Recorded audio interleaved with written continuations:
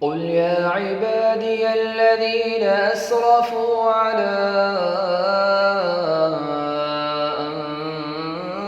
أنفسهم لا تقنطوا من رحمة الله.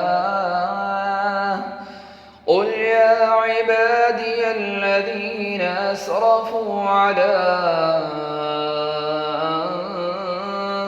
أنفسهم لا تقنطوا من رحمة الله.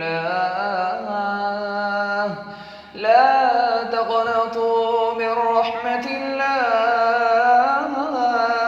لا تقنطوا من رحمة الله. إن الله يغفر الذنوب جميعا إنه هو الغفور الرحيم.